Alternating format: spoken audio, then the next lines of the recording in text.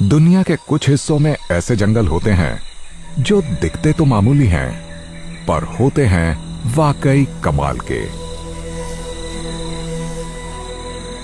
यहां पतझड़ की रंग बिरंगी पत्तियां दिलकश लैंडस्केप बनाती हैं, जैसे ढलते सूरज को अलविदा न कहना चाहती हों।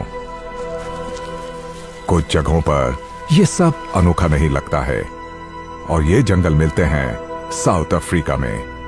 यहां यूरोप के पतझड़ जैसा माहौल लग रहा है, पर यह है ठंडी और सूखी गर्मियों के बीच वाला हिस्सा। दक्षिण के ये मामूली वन इक्वेटर के घने जंगलों या फिर घास वाले मैदानों से काफी दूर हैं, जहां लाखों ज़ीब्रा और विल्डबीस्ट चरते रहते हैं। अफ्रीकी कॉन्टिनेंट के इस हिस्से में इनकी मौजूदगी अजीब लगती है। ऐसा लगता है ये यहां के हैं ही नहीं। पर यहीं पर अफ्रीका के सबसे कमाल के जीव इस अनोखे वन के साथ एक अनूठा रिश्ता बनाकर रहते हैं। Southern African Bushveld Botswana, northern South Africa और सदर्न जिम्बाब्वे के साउथ ईस्टर्न कोने में मौजूद है। यह अफ्रीका के ज्यादातर हिस्से में मौजूद विशाल सवाना का हिस्सा है, और यह इस कॉन्टिनेंट के 54% हिस्से को घेरे हुए है।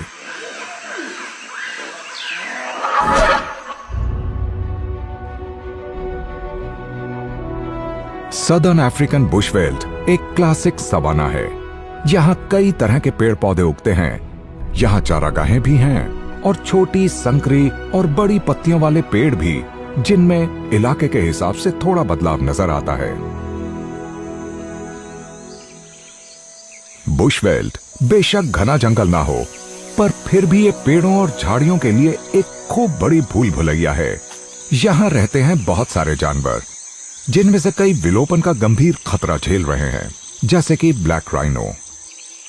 यह स्क्रबलैंड इनका आखिरी आशियाना है, इनकी इकलौती बची सेंचुरी।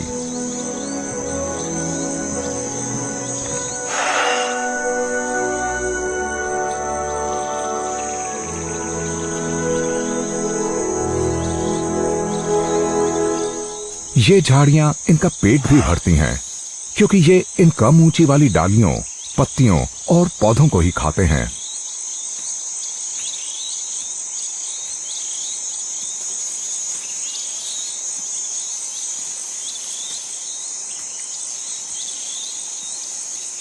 अपनी शानदार हॉर्न स्मेल्ट के जरिए ये ऐसे रसीले पौधों को ढूंढते हैं जो ठंड और बंजर साउथ की गर्मियों को झेल चुके होते हैं।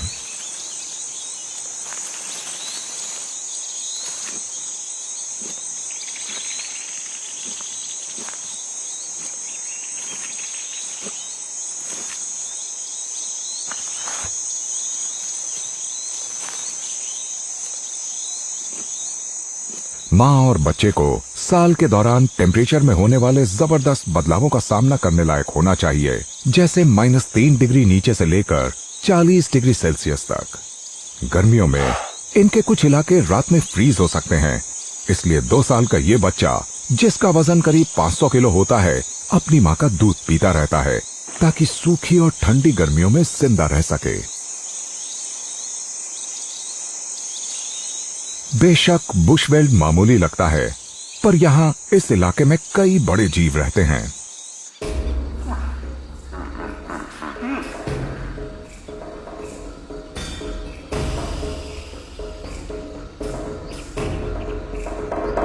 बफेलो, ज़ेब्रा और विल्डबीस्ट इस इलाके में घूमते रहते हैं।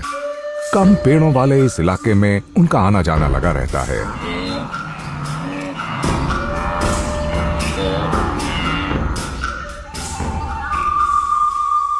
कुडू और इम्पाला हिरणों के घबराए से झुंड झाड़ियों में छिपे रहते हैं।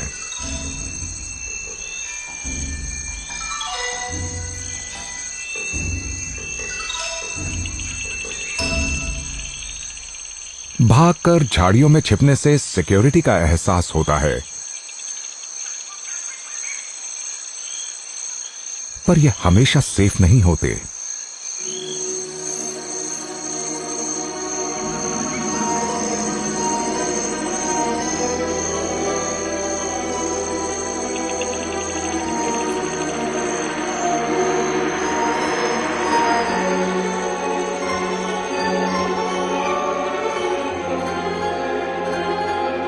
वाइल्ड डॉग्स बुशवेल्ड में गश्त लगाते रहते हैं किसी मुठभेड़ की तैयारी में।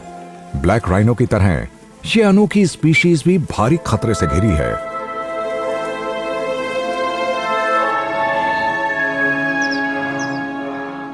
इस अनोखे इकोसिस्टम में सभी जानवर जीवन के ताने बाने से आपस में जुड़े हैं।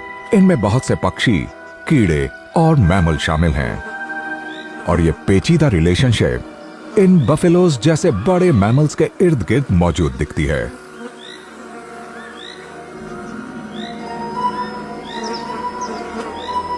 हजारों मक्खियां, पिस्सू और दूसरे पैरासाइट इनकी खाल पर रहते हैं, यहां तक कि इनके कानों और नाक में भी।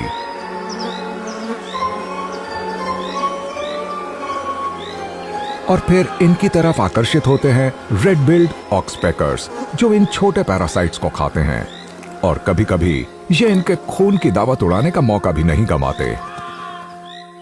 दूसरी तरफ विशाल और ताकतवर अफ्रीकी हाथी भी इस माहौल का एक जरूरी हिस्सा हैं।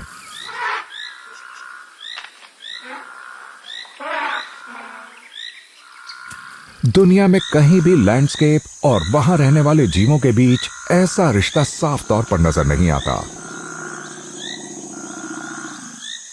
अपनी जबरदस्त ताकत और ढेर सी खुराक के कारण हाथी अपने इस आशियाने के बड़े हिस्सों की शक्ल बदलते रहते हैं।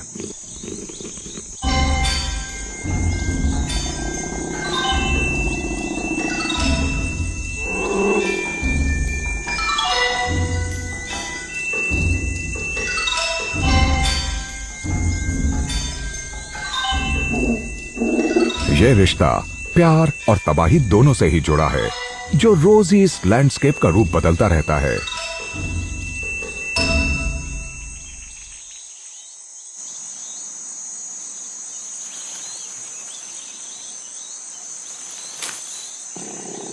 किसी अडल्ट हाथी को रोजाना 200 किलो से भी ज्यादा खुराक चाहिए होती है। इसमें पत्तियां, टहनियां और जड़ें भी शामिल हैं।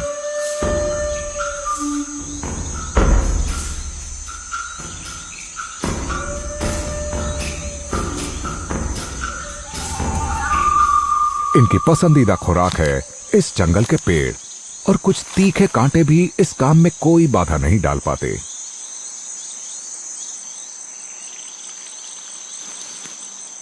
इनके 4 बड़े बड़े मोलर्स होते हैं, जिनसे ये हर वो चीज चबा सकते हैं जिसे ये अपनी सूंड और टस्क से हासिल करते हैं।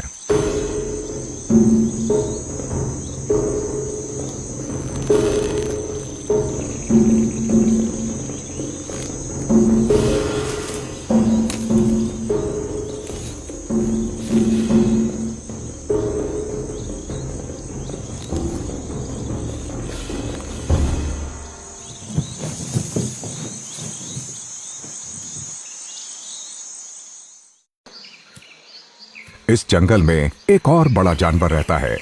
यह है व्हाइट राइनोसरस। अपने कजिन ब्लैक राइनो के उलट व्हाइट राइनो का ज्यादातर समय छोटे मेडोज में चरने में गुजरता है।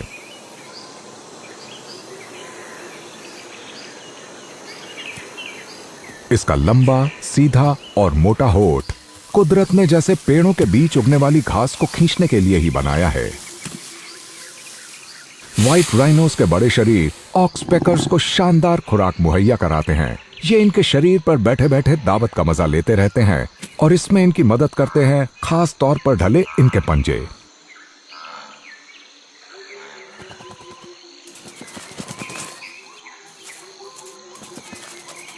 अपने लंबे नाखूनों की बदौलत ये अपने इस चलते फिरते रेस्टोरेंट पर अपनी पकड़ बनाए रखते हैं, पर कहीं कहीं गड़बड़ भी हो जाती है।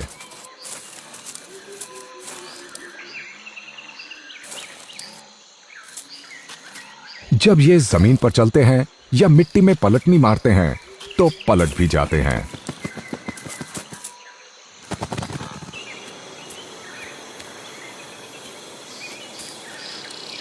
व्हाइट राइनो शांति से जीते हैं आमतौर पर।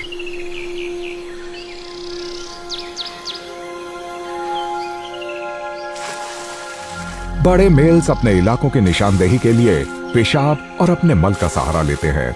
आमतौर पर मेल्स एक दूसरे को बर्दाश्त कर लेते हैं, पर अगर कोई फीमेल हीट में हो तो इनके बीच तनाव बढ़ जाता है।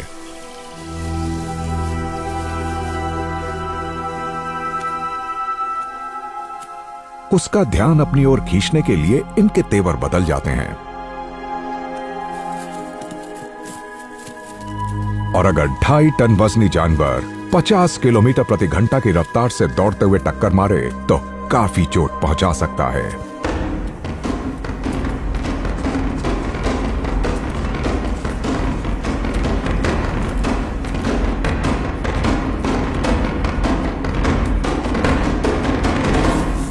ऐसे मुकाबलों में इन्हें शायद ही गहरी चोट पहुंचती हो, पर अगर जख्म गहरे हो जाएं, तो ऐसे उम्मीदवार की मौत भी हो सकती है।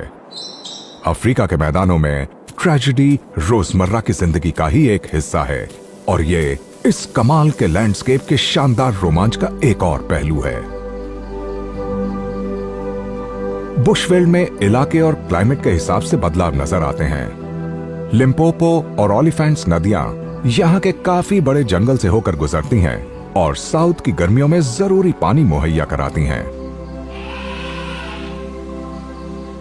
और जब बुशवेल्ड में पानी की कमी हो जाती है तो नदियों के पास वाले पेड़ों की पत्तियां कई जानवरों के लिए आशियाना और खुराक का जरिया बनती हैं।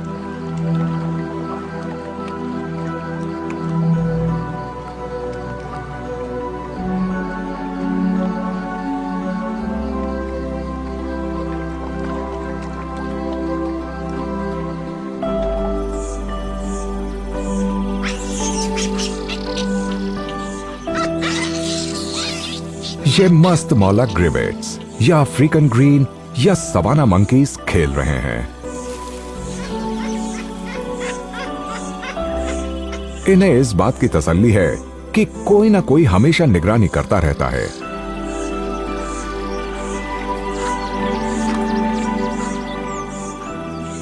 पुराने दौर के ये बंदर इस अनोखे वुडलैंड हैबिटेट में खूब फलते फूलते रहते हैं।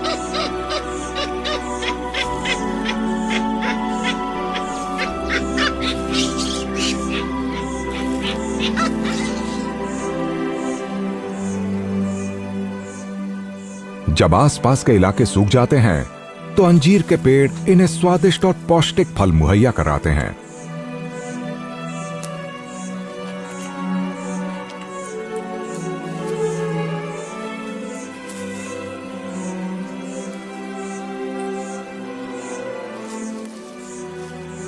और ये इन तोहफों को कई तरह के पक्षियों के साथ प्यार से बांटते हैं, जैसे कि बाबेट्स,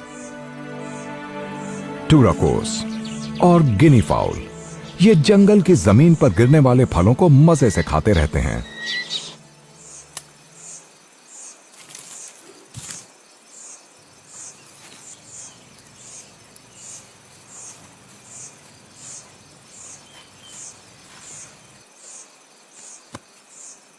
पर यहां जरा भी लापरवाह नहीं होना चाहिए।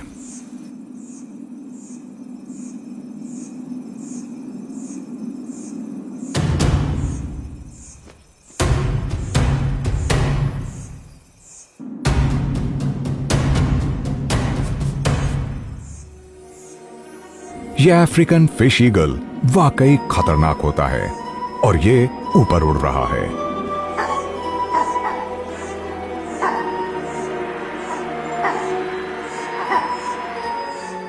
ग्रेवेट्स कम से कम 3 अलग अलग तरह की अलार्म कॉल्स देते हैं, जैसे कि आसमान से इन ईगल या बाज से खतरा पेश होने पर, और ये सांपों और तेंदुओं की मौजूदगी के बारे में भी स्पेशल कॉल्स देते हैं।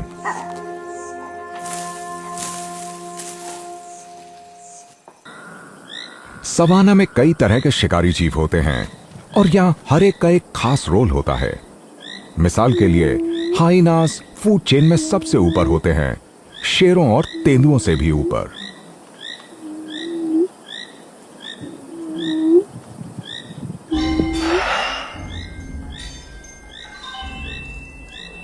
इस मेल राइनो को मुठभेड़ में जो घाव लगे थे उससे इसकी मौत हो गई और हाइनास और वल्चर्स अब इसकी दावत उड़ाने लगते हैं।